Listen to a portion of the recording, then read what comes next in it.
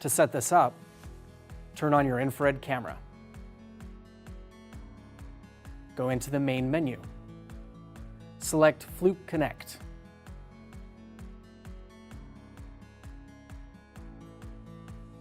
Follow the on-screen instructions and go to fluke.com/register/TI. Submit the form to receive a unique code, and then enter this code into the thermal imager, and your wireless should activate.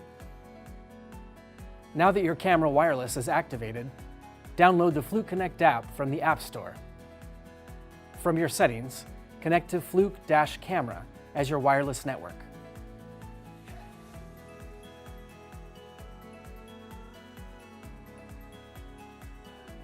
Open up the Fluke Connect app and select your camera as the tool you'd like to connect to.